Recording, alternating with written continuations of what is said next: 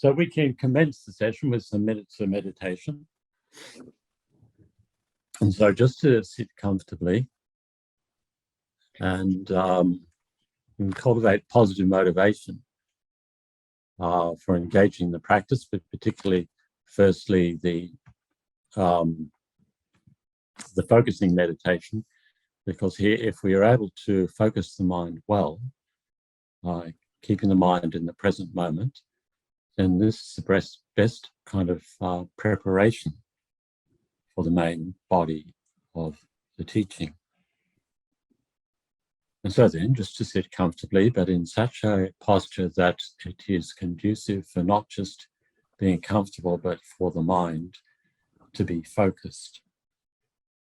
And usually that's said for most people, then it's good to have the back straight. And so then here, just to observe the flow of the breath, if you already have a method that you use, then do that. If not, then just to observe the flow of the breath as it comes in through the nostrils and then passes back out again.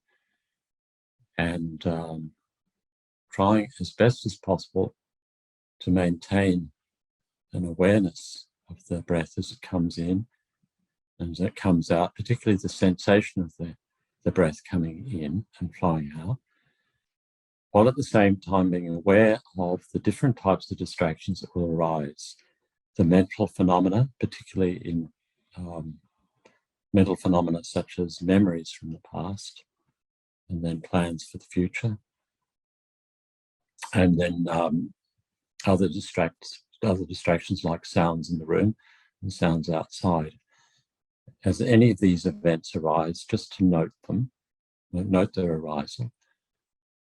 Be aware of their arisal, not to be swept up by them, not be taken away from the object of meditation, the breath, but at the same time not to be aggressive and try to suppress them, just to note their arisal, like bubbles rising, like bubbles rising to the surface of a pond. They arise, they abide, and they pass way back into the pond. So here, likewise, with these different distractions, making our business to be focused on the breath. So like this for the next few minutes.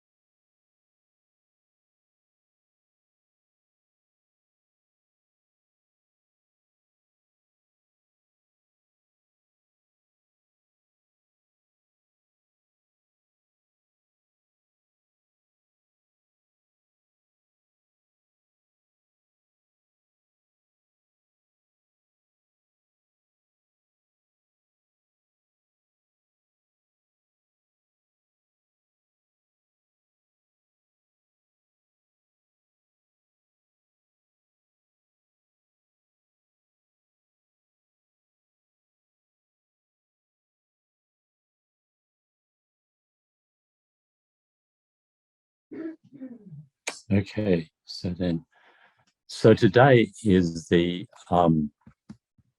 last of the sessions on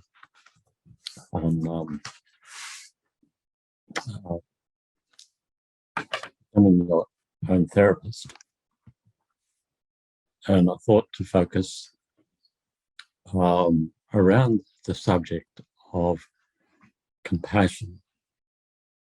And so, I think anyone that's been involved in Buddhism, well, not for very long, or even not involved in Buddhism, would understand that compassion is the central thing in Buddhism. And of course, it's not unique to Buddhism. It's also taught, the importance of this is taught in other religious traditions, and sort of unfortunately, it has been the case historically that in certain times, followers of the particular religion, whatever that religion may be, their behavior may have been anything but compassionate. Whereas for other people who are not religious at all, their lives may be the embodiment of compassion. So, it's not necessarily the case you say we're Buddhist and we're compassionate. It doesn't necessarily follow it at all. It's very much up to the individual and how they see things and how they actually apply the principles of that tradition in a constructive way or unconstructive way. So in general in the world, compassion, meaning in Buddhist understanding, is compassion means the wish for others to be free from suffering. In general, it's something that is greatly appreciated. But it's not, in all cases, not everyone appreciates it or sees it as something positive. And one notable example of that, someone who didn't look upon compassion in a positive way was Adolf Hitler. And he said, compassion is a sign of weakness and it's an aberration. And through his, his presentation, his view of the world, he brought this whole understanding into his movement, his Nazi movement. It was this idea that compassion was a sign of weakness and aberration. Well, of course, if we really look and apply our intelligence, if we hopefully have as Buddhists, we look at the situation. We're not born Buddhists, most of us. We came to Buddhism and hopefully applied our intelligence to the teachings of Buddhism and the teachings, particularly of compassion, that we understand that compassion doesn't arise on the basis of weakness, and it's not an aberration. We need to really understand that. Because also there are other people who would question the validity of compassion, for instance, as the basis for ethics. Many ethicists don't hold it as a good basis at all for compassion. And there's a logic there. You can understand when they talk about it, what they're talking about then makes a lot of sense. And they say that very often with compassion, it becomes an expression of a sense of superiority, me helping you down below, me up here, you down there, a kind of patronizing attitude. And on the basis of that, a lot of harm occurs. Like certainly in Australia, it was on the basis of that, a lot of harm occurred to the indigenous people. It was felt by the settlers. And it could have been even in the name of religion. Our business is to care for these people, to look after their souls. And in the process, they deprived them of their rights, separated the children from their parents, and did all sorts of really terrible things on the basis of what they would hold to be compassion. So these ethicists, when they're talking about it, makes a lot of sense what they're saying there. And they also refer to the problem of compassion in that, as a base for ethics, in that it is unstable. It's emotionally charged. And so one time a person may be feeling very strong compassion towards another and act with great kindness. But another time they're feeling low on energy and they act in any way, anything but compassion. So their point is very valid. But in Buddhist understanding of development of compassion, it's based on a far more stable, logical basis. particularly the nature of how things exist, that things are dependent arising, that our existence in this world arose in dependence upon and depends upon others continuously, and that our body was formed within a body of another person, that they cared for us in the first period of this life, and particularly then on the basis of that recognition of the basic kindness of the mother. In Tibetan Buddhism, emphasis placed on recognizing the connection through countless past lives, that all beings have been extremely kind, and that our survival in the world in general is very much dependent upon others. And this is meditated on time and time again to strengthen that understanding that there's a logic, and a reasonable logic, that leads us to generate a positive view and a sense of appreciation for the kindness of others, seeing others from a positive point of view, seeing them as being kind, while at the same time we explore the source of the problems in the world and understand that the source of the problem comes basically from ignorance and misunderstanding about how things exist. And so when people do harmful things to us and do harmful things in the world, there's a basic understanding that it comes out of ignorance, that this person has this ignorance. The ignorance has been existing since the beginning of this time, and the ignorance impels the person to do negative actions. While I have ignorance, they're going to have afflictions. While they have afflictions, they will create karma, and they will manifest in various ways as a result of that. So when people do harmful things to us, it's understood, it's not denied, it's acknowledged. But through the prism of the teachings, really, you understand where those harmful actions coming from ignorance. The more that we understand that, also we deepen our understanding time and time again. From ignorance, the negativities come. The end result is not having resentment towards others when they cause harm to us. They have more sense of forgiveness, a more sense of kindness towards others. And so then, as someone who I greatly respect and who was took ordination a lot much longer time ago than me, and is involved in Buddhism a much longer time. They're a Westerner. But as they said to me in my early days of ordination, just remember, and here in relation to teaching or anything else, that what we present in Buddhism is the truth. And of course, we have to look at it, you just don't accept those words. But that's what we are operating on, and understanding that the teachings are based on truth. And so then, the more that we explore that, then the more strong, more stable should be the outcome of a positive view in relation to others. Hold others in a positive light. Important to have this.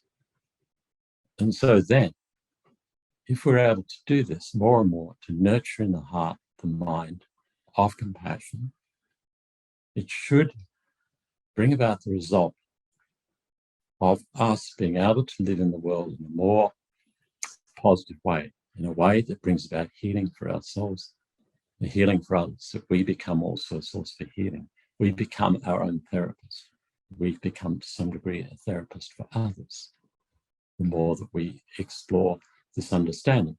And it should come as a result of our own personal experience, not because Buddha said so, because Dalai Lama said so, or someone else said so, but because having meditated on the teachings and seen how they worked in our own life, and particularly this understanding of compassion, how it's worked in our life, we developed the inner conviction of the value of compassion to be a source of healing for ourselves, to be a therapist, the therapist of compassion in that sense.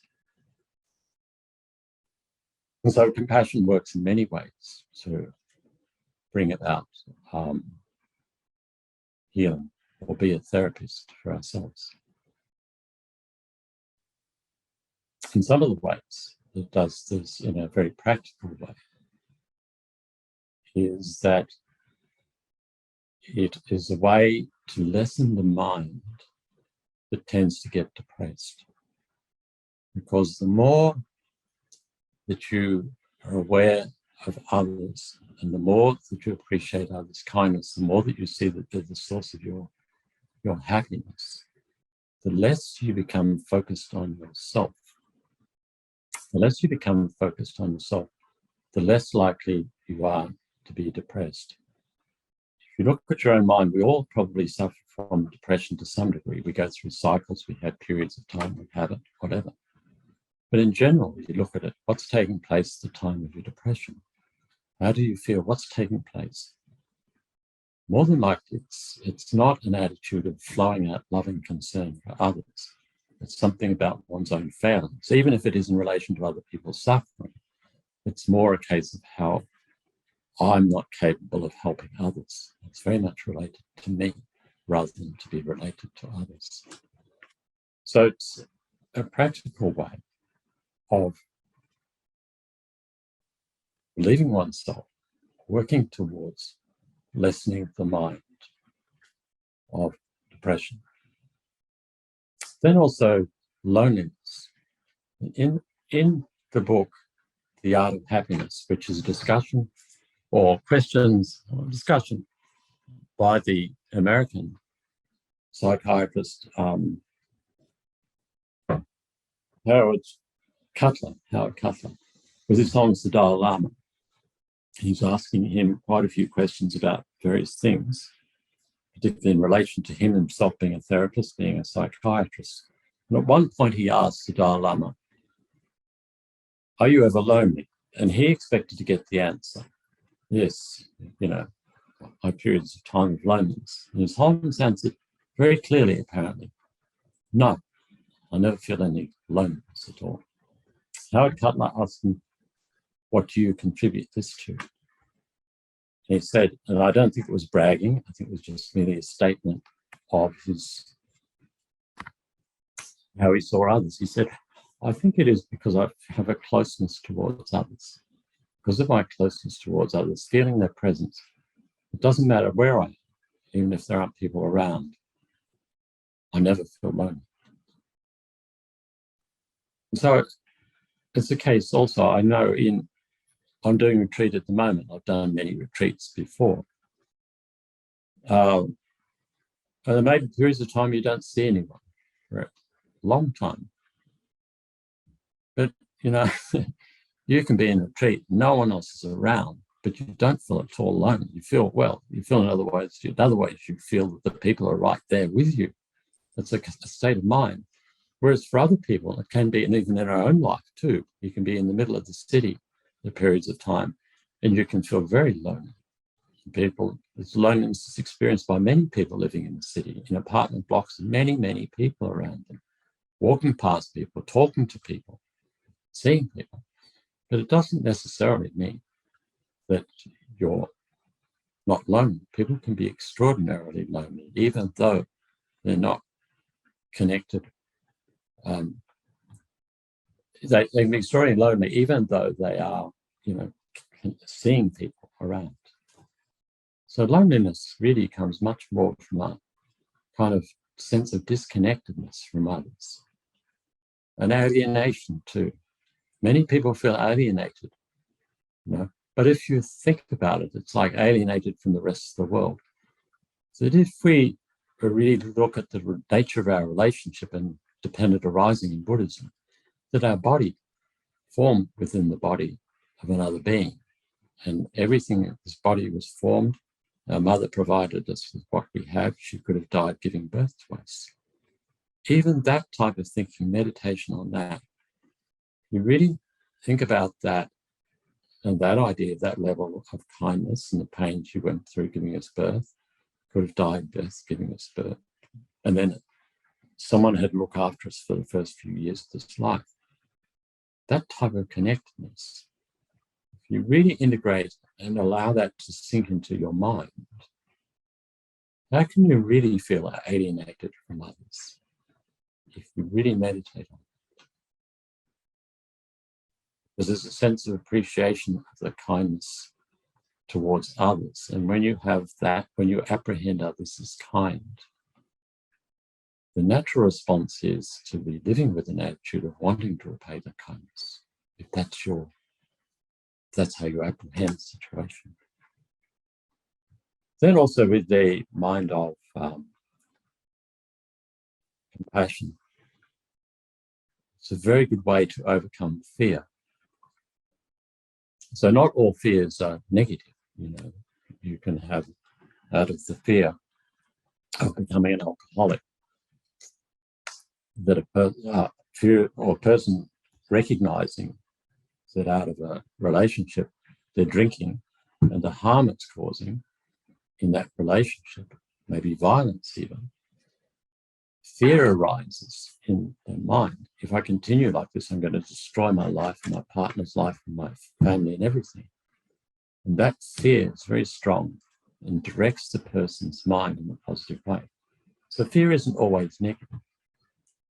But of course, fear can also be disempowering and paralyzing, so you can't do anything. But there are many cases we know in our own life, probably, where fear is debilitating and prevents us from really being able to benefit others. And the fears that we may have can be phobias, things like fear of public speaking people may have, fear of flying, fear of crowds, all sorts of different types of fear of things, fear of facing our moral responsibilities like this. But the more that you're able to bring to mind others when you're faced with a fear, if it's a fear of public speaking, if you think about others, oneself is only one and others are many. Other people are also talking, having to teach. There are other people in the group also that you may be teaching. The more that the fixation comes off oneself, and the more is an openness to others and the recognition that they want to have happiness, be free from suffering. The more that you apply that basic principle, it's a way to overcome fear. I know myself, I used to have a fear of flying, a terror of flying, white knuckle flyer I was, like this. But it was what helped me through it was the awareness, and it wasn't completely of compassion, but it was awareness of all the other people in the plane, all the other planes in the sky, all the other people there. Even there are some people who voluntarily did that as a job. They were cabin staff and pilots flying. They did it voluntarily, like this. The more that my mind became acquainted, and for me, it familiarized myself with the other people like this. And oneself is only one, and others are many. Then it starts to dissolve over a period of time, the fear. Because the fear is about what's going to happen to me. You're not thinking about others. But once you move the fear and start to think it's just me and others are many, there's this generosity of spirit that says, well, who's more important, me or them? And start to sense, I'm only one, others are many. And then the fear starts to dissolve. And it's really based on that awareness of others. It doesn't have to be completely compassion, but if it is very strong compassion, then it becomes even more powerful. Then also with the understanding of compassion, it helps to lessen the afflictions of attachment and anger. And it's on the basis of our attachment and anger, so many problems arise, particularly, I think, attachment, because attachment's so pervasive. Anger comes and goes. Anger is more destructive, of course, when it's expressed, or even when I guess it's suppressed, because it's the mind wishing to harm. But attachment's very pervasive, and on the basis of attachment also, anger arises. So the more that we really integrate this connectedness, this sense of connectedness with others, through the teachings, we feel a connection with others. It brings about a refuge, because we say that refuge means taking a safe direction in life. It means, obviously, refuge means you feeling secure in yourself. So you become Buddhist, you take refuge in Buddha, Dharma, Sangha. And they say the real refuge is the Dharma, and that is, we say it's the teachings of the Buddha. And at the heart of the Dharma is compassion. So whenever we generate a sense of compassion towards others and a sense of closeness towards others, we are taking refuge. It brings about the result of refuge, an inner security, a connectedness with others. The more you have a sense of connectedness with others, the more connectedness, more secure you feel within yourself, the less neediness there is to possess or to be held securely by another person. Because your whole life then, because your life, if you take refuge in the mind of compassion, is conditioned by this sense of some inner security. So less need for the other person like that. You can afford to say goodbye, to end that relationship.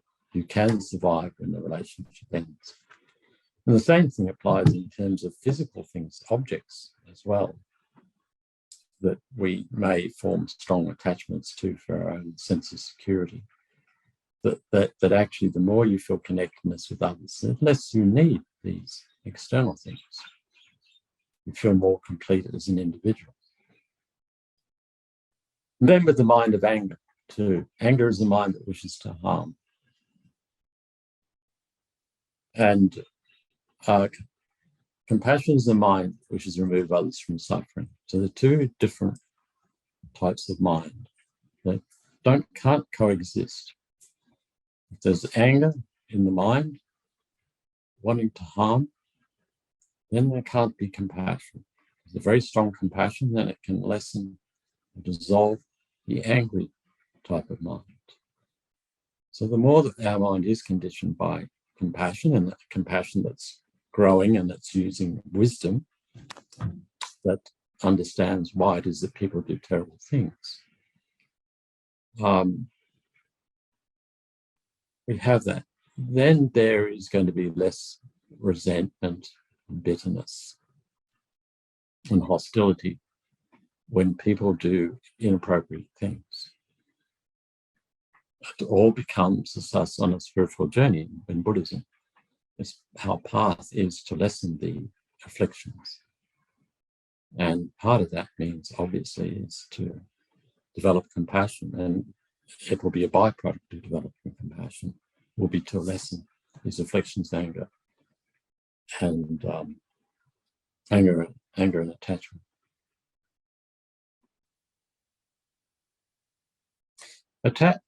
Compassion also, through compassion, we can change people's hearts and save lives.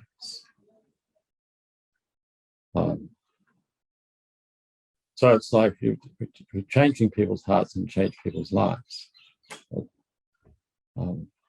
Changing people's hearts and saving people's lives.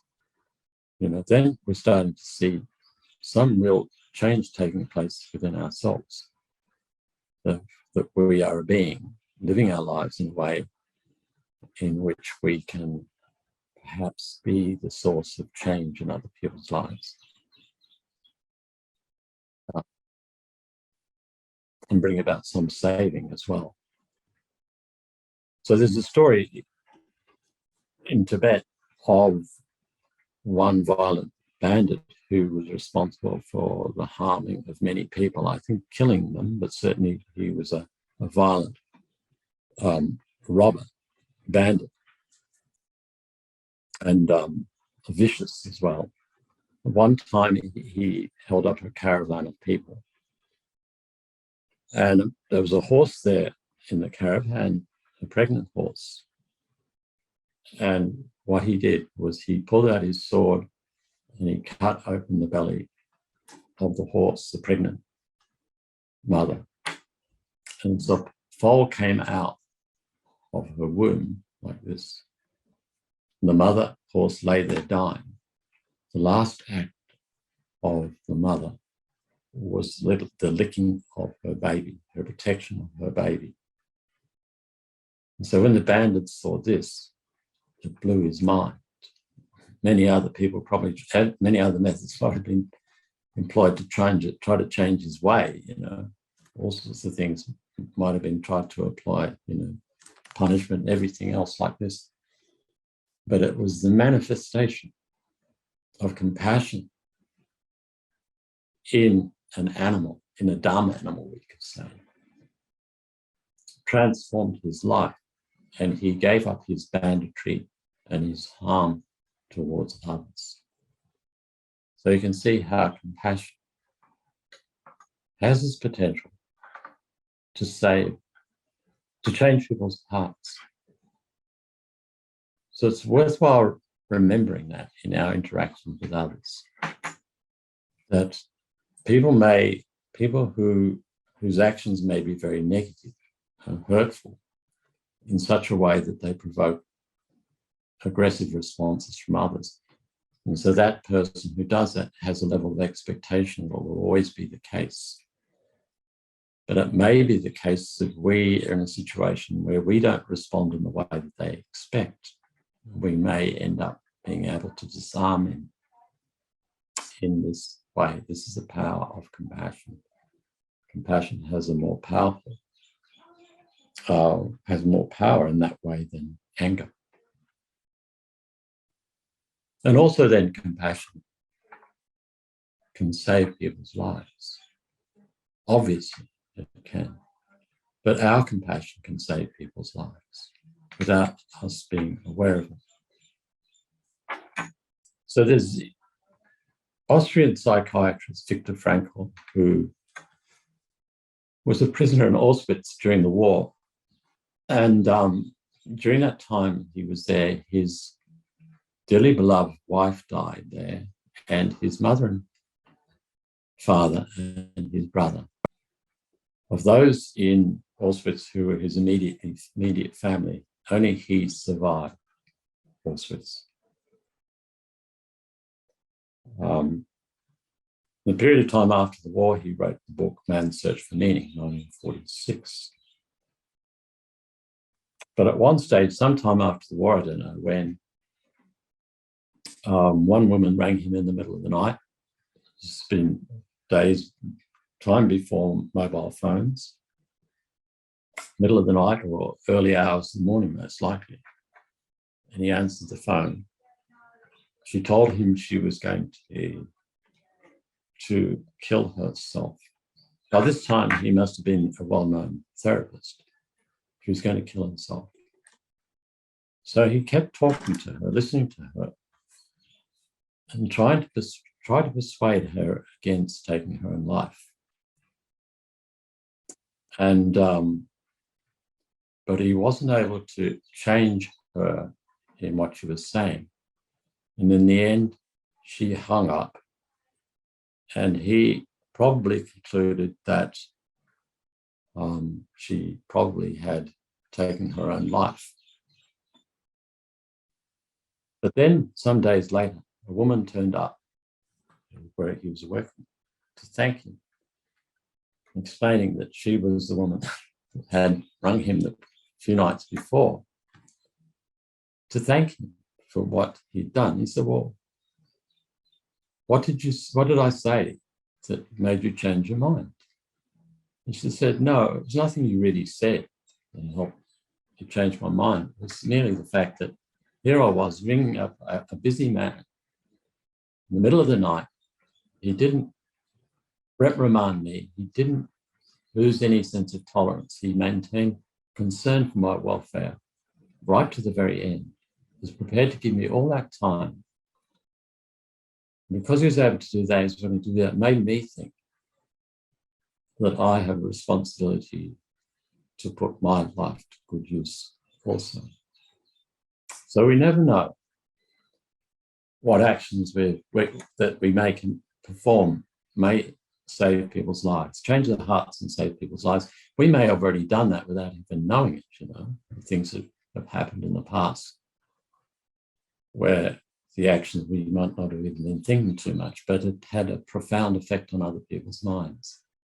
So it's worthwhile thinking about that, our acts of generosity and so on, even when people may say, don't give money to that beggar because you'll only increase their habits. You never know. It may be appropriate because they may recognize at somewhere along the line that that beggar was actually cheating people, and it dawned on one time and said, oh, I remember that person.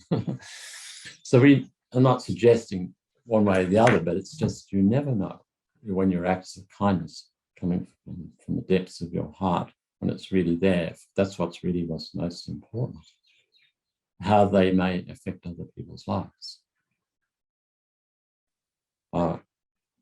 And the more that this happens anyway, we carry a certain mental momentum with us that affects us and affects other people, and in turn that'll affect us.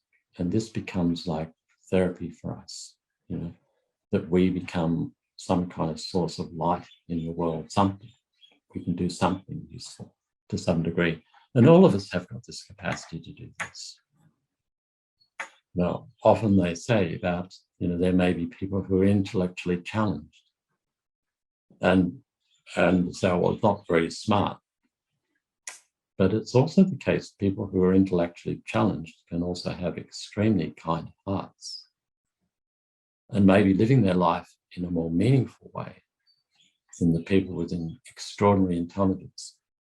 We know that from the example of people with IQ. Some people with IQ are hopeless in terms of their emotional capacities to support others. IQ is only a limited sort of thing. Emotional intelligence is probably more relevant in terms of a person leading a beneficial and helpful life. So at one time in my life, back in 2 years after I left school, at which time I'd been using a lot of cannabis, smoking a lot of cannabis, and I'd been in a relationship with one girl, and the relationship ended. And I was very aware in that period of time that followed, I guess I wasn't using so much cannabis, but there was kind of post-cannabis paranoia there. And I felt very much like I was lost at sea, like that, out in the middle of the ocean, lost. No direction and awareness. This had taken place since I'd left school. I left school and things that I was drifting, definitely drifting, with no direction at all, like that. And wandering pretty aimlessly in that period of time, and lived in different shared houses, community houses around about that time. And then one day, there was a sister of a guy I knew from school. And what happened next was something I'm very ashamed of, and it's very cowardly what happened. There's no justification for it, but it did occur. And she, for whatever reason, I can't even remember what it was about, but she started yelling at me and right in my face like that, yelling at me, and I can't even remember what it was about, like that. And my sense of her right in my space, and that's all I could sense. I want you out of my space. And I grabbed her by the neck like this. And as I did that, I thought to myself, your life doesn't mean anything to me.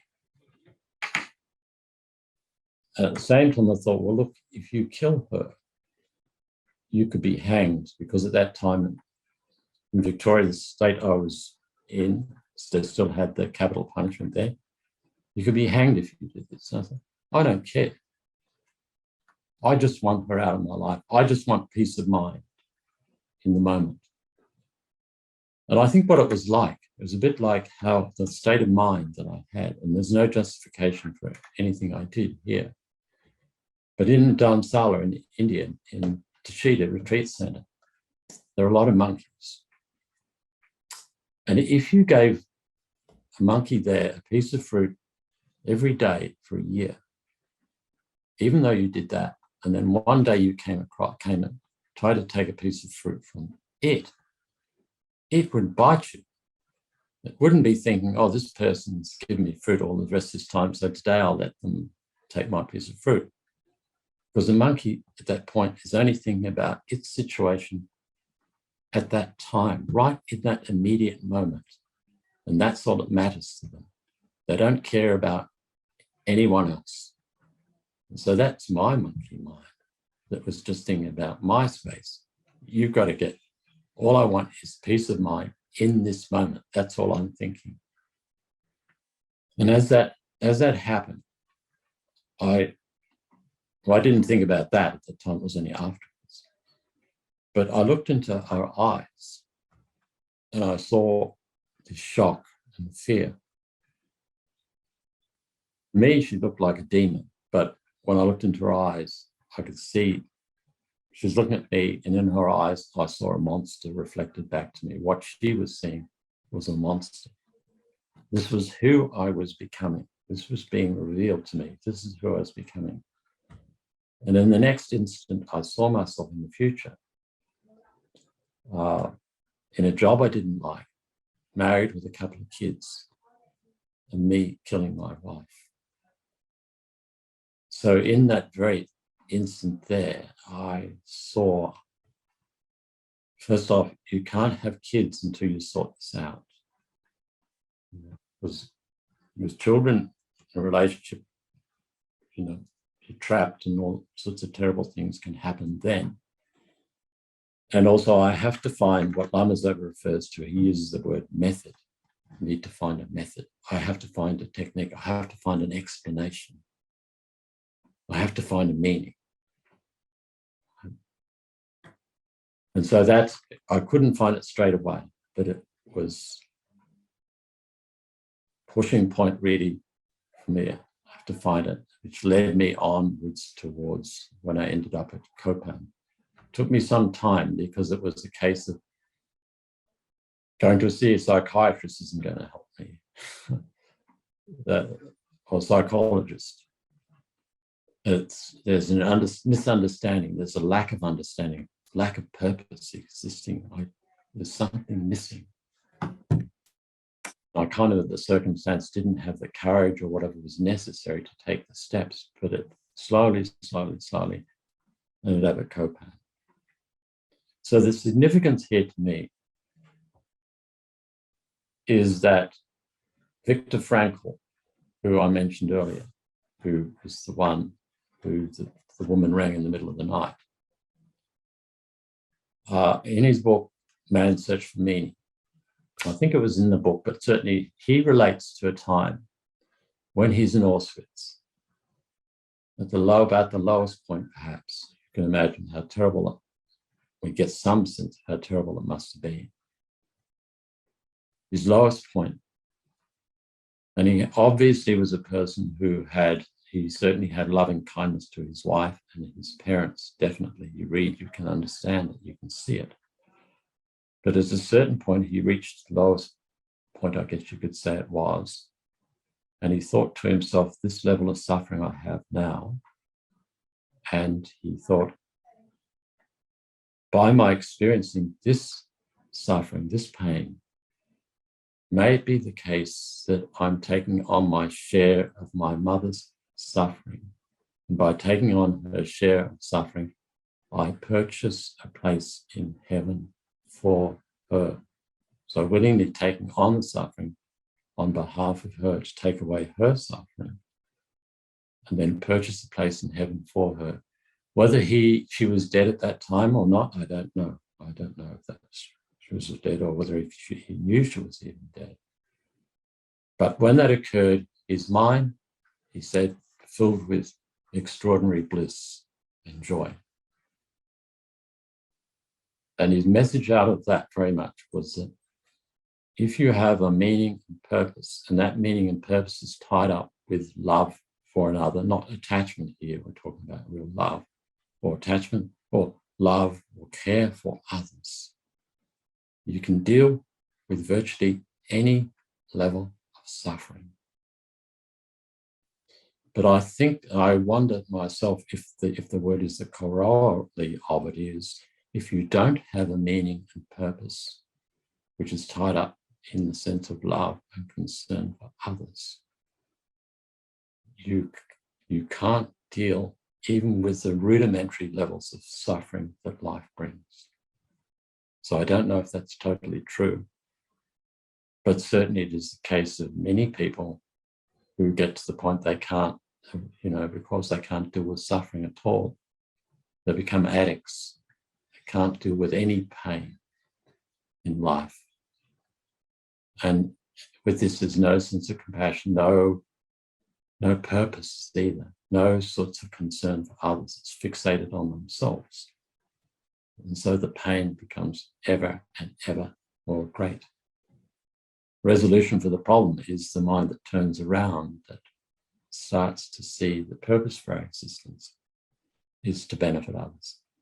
And Lama Zopa says it, purpose for our existence is to benefit others. Dalai Lama says the purpose for our life is to find happiness. But that's the same thing in a sense, because that happiness comes from benefiting others. And so, of course, then when I met Buddhism and the teachings of Buddhism and the purpose and this essential concern for others, doesn't mean necessarily I won't kill someone. But that certainly brought great meaning to the life and the ability to be able to deal much, much more readily with pain and difficulty that other people so often causes. It often comes from other people with an understanding. It becomes therapeutic. So it seems to me at least to me, the risk of the misfortunes that occur in our life, if it is the tragedies and losses, life brings these, whether we like it or not. The personal disasters. The risk is that we become alienated from others. And we don't recognize the resolution for the problem lies in our sense of connectedness with others. The healing will take place on the basis of the recollection of our kindness, of connectedness with others. But often it's the case when the tragedy occurs, it's more of a sense of resentment and bitterness that arises, which then becomes more of a source of problems in your life.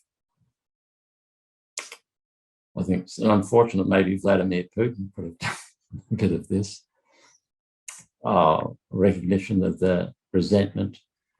And you hold that resentment and it builds up and it builds up and it manifests and can manifest in terrible ways. So our compassion is a source of our own healing, but also it's a source that it's a process of undergoing whatever difficulty we had, whatever loss we experienced, that we don't lose our connectedness with others, we remember others, and then we don't become indifferent to them. So when they call out for our help, we can be there and protect their lives. So very important. So this symbol of the lotus. Lotus, more often than not in Buddhism, it's a symbol for renunciation. Also a symbol for wisdom. But it seems also to me, you can see it as a symbol for compassion, because the lotus comes out of a filthy swamp. And the swamp, in the analogy, lotus coming out of the filthy swamp, this filthy swamp is the disaster in our own lives and the catastrophes that we cause usually on the basis of misfortune, and then our mental reactions not so skillful. That if we're skillful, we understand that we utilize that filthy lake and not see it as something terrible, but to allow the lotus to arise. And as the lotus arises, it opens to the sun, and the sun is like the Buddhas. So it opens up, and we open our heart up to the Buddhas for help. We need a guidance, we need support for whatever disaster occurs in our life. While at the same time, simultaneously, as that lotus opens up, and if we look, we go and we see some swamp or lake, wherever it is, you see, you know, where the lotus is growing, you look, you see what the lotus does. It's sort of uncontaminated, and it gives joy to others. Anyone who beholds it, it brings joy to. So it's likewise for our mind. Whatever occurs, we open up to the support of the Buddhas. And our resolution for our problem, whatever it may be, is to be the lotus. And that is to radiate our love and concern for others, however we can, to reach others. And then that becomes the best solution to that personal disaster, whatever it may be.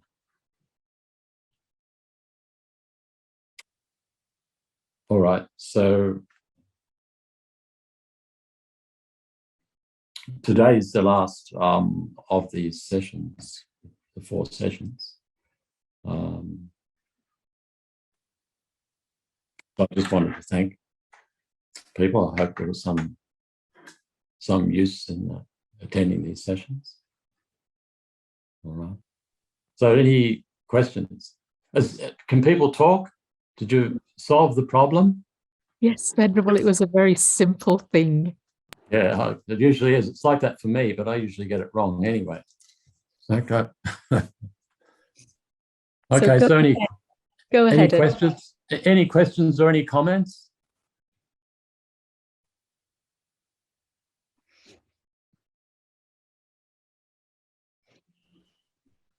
Venerable Tony, this has been very useful to me, especially today in the wake of the last shooting. So anyway, it's been helpful to deal with a lot of emotions around it: fear, dread. I teach in a classroom, and now I don't want to ever teach in a classroom again. Anyway. What in particular this one? Because there've been multiple episodes. No, they've been very good. It's just the timing after that last shooting in Texas. I just was very, very down about it today for the last 3 days. Yeah. And it's just that some of the things you said today helped. Your other sessions did as well. Looking back on them, they were very useful. But today, you know, talking about compassion in general, I don't know, it opens it up a little.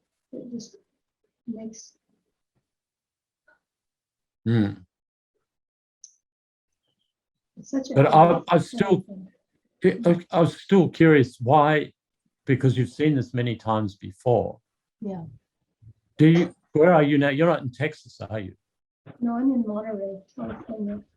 It's in wake of the shooting, which really made me feel horrible. So that is the timing of today, hearing what you had to say. Oh, okay. All right. I follow. Okay. Yeah. So thank you. It's very okay. All of the sessions have been very good. I appreciate it. Thank you. All right. Suzanne. Yeah. Okay. All right. Yeah. Yeah. Well,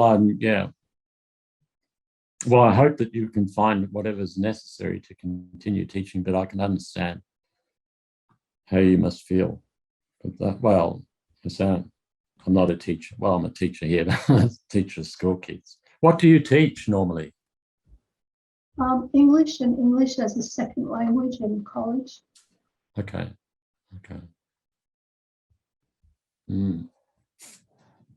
Yeah, well, I hope you find what's necessary to be able to continue to offer support, but you know.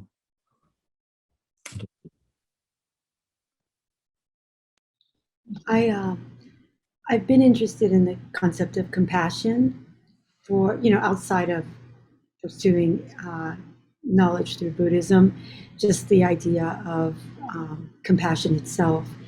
And one of the things that I noticed with me, and then I noticed with other people, was that it's very easy to be compassionate when the person is very much like you, or the person is very likable. But when you find somebody who is unlike you in some way, where you kind of turn them into like the other, and you don't really see yourself reflected in them, like when you were talking about the woman, like you saw her as a demon, but then at some moment you saw her as like being like you, and it was a reflection back to yourself. And to me, it seems like, compassion is this almost like a ripple in a pond, because it's like it radiates out, and how far can we extend it? Like, some people can't extend it beyond their own family or their own. Yes. Some Yes. people like revere their dog, but will eat a cow, and if you say something like, well, what's the difference between eating your dog and that cow in the field? It's like they just can't handle that. And so Yes. it's like being Yes. able to extend that beyond what you know as a reflection of yourself when you come into contact with somebody who's different. But I don't know how to manage that when I'm in the throes of something, when I'm really angry, or when I see somebody as very different from me, and it has to be like a conscious thing to be compassionate. Yeah. I don't know what, I just wanted to put that out there and see what you thought about that. Mm, mm. Well, that's that's a basic issue I think we probably all have, in terms of it's one thing. It's easy to have compassion for those who are close to us, to say the right things and so on. Where the test is when we go beyond that, and that's very much in the versus the thought transformation, is to step beyond that thing. And it's an ongoing thing of trying to find the methods to lead you to understand why people do terrible things, and why they are the people that we have aversion towards. We constantly have to find ways to look at why it is that why they behave the way they are, or try even to see it from their perspective. Many different things. As Holmes says often, to see things from many points of view. And it seems to me this is an ongoing process that it's not like, okay, I want to find the magic solution to this problem, like putting on a switch or whatever, which book answers this question for me. It's more a case that this is part and parcel of the process of life, that we have our prejudices, but we can see the limitations of having those prejudices, and that becomes a motivation for doing something about stepping beyond those prejudices. And it may be even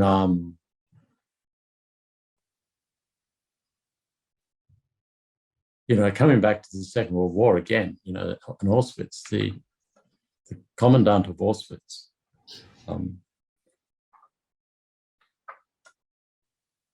Rudolf Hoss.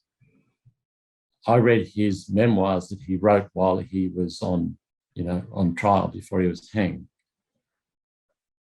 And when I read the memoirs, I made a conscious decision before reading them that I would try to put myself in his place and suspend my own particular moral views that I've learned about the Nazis, and I had the good fortune to understand how terrible that they did, what happened as a result of that.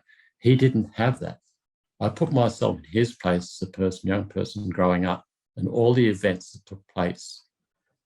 And we can really do this. And when you do that, when you put in an effort to do that, it can really help to change your point of view, that the person isn't essentially evil, that it's come about as a result of different factors. And if you ask yourself very honestly and you put yourself in their place and you think, well, if I went through those processes, the things that occurred, how might I be?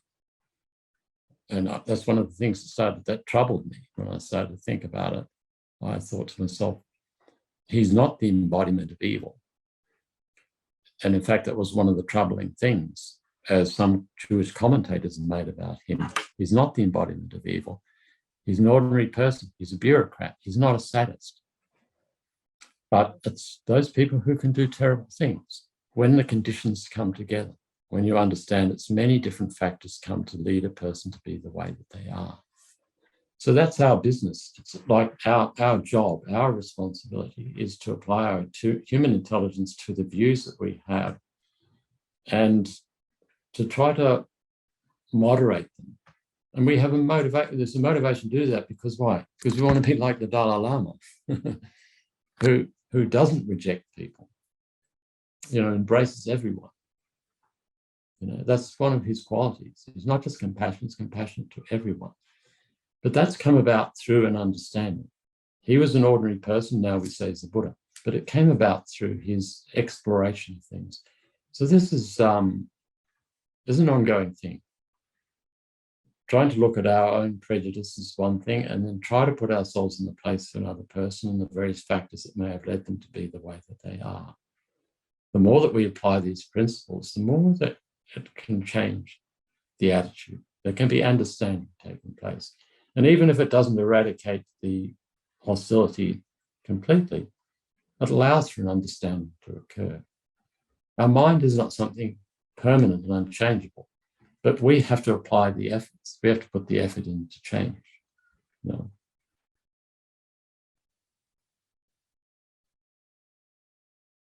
Yeah.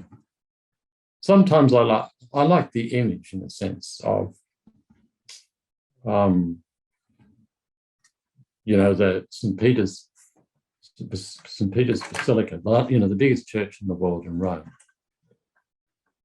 the Vatican, and that in front of I guess it's St. Peter's Square, I think that's what it's called. In front of that are 2 rows of columns that come from out of the church. I'm not too sure how many in each. Maybe there's 3 or 4 columns. 1, 2, 3, 4, and they come out, project out on either side in front of the church like that, if you know what I mean, like this. And then they curve around like that. They form like this shape. So it's 2 lines of columns, and then they curve. And that symbolizes supposedly the hands of God, the arms of God and the hands of God. And he's drawing all the people into the church. And of course, we as Buddhists don't believe in God, but I somehow like the sense of that we are people, practitioners who would like to become Buddha. And a Buddha embraces everyone. And so that's part of our business, is to generate that mind more and more, that we don't reject anyone, that we try to embrace others. Starting probably first with those who those that we are a bit on the fringe, the fringe dwellers that we don't like.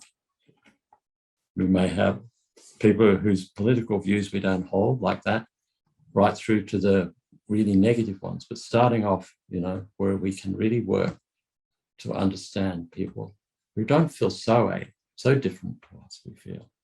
And slowly, I think, can bring about change.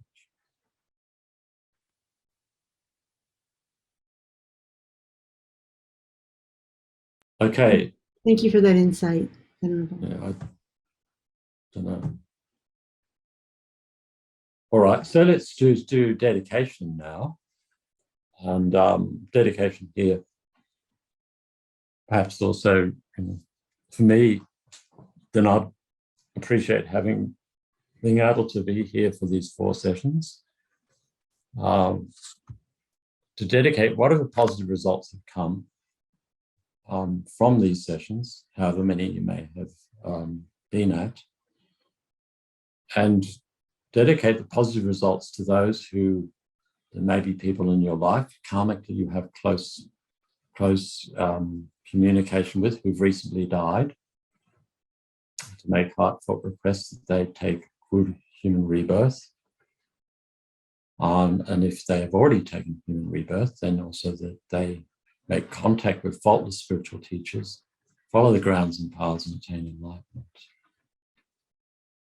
And then we can think of those people who are seriously ill at this point of time, especially those who may be close to you karmically, so you have some close, can influence their situation. May they recover, and if not, may they have good rebirth, peaceful death, and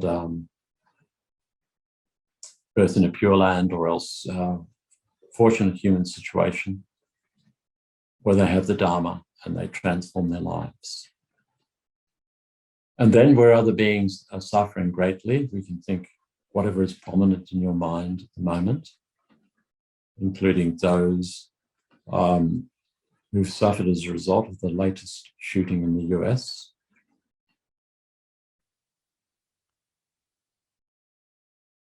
And can even include the mother of the boy who did the killing. I saw her talking the other day, for the torment in her mind. And also we could even pray we have that kind of generosity spirit for the person who did the killing, to make prayers that they gain some insight, and wherever they're reborn, they're not a source of suffering for others. And wherever beings are suffering, if you see the conflict that's occurring in Ukraine, think about those beings there. May they be able to find peace and solace from the suffering that they're experiencing. And then also to make prayers that may those leaders in countries, the leaders, including Vladimir Putin and other leaders as well, may they have some insight into the pain of others and then make decisions which are based on wisdom and compassion and free of corruption. Then also make dedications for the long lives of our spiritual teachers, His Holiness the Dalai Lama, Lama Zopa, other teachers within this organization and elsewhere, wherever they're providing methods which help beings.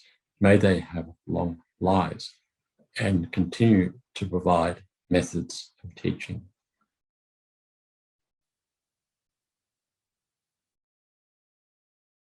Okay, so thank you. Have a good evening. Venerable, thank you so much. And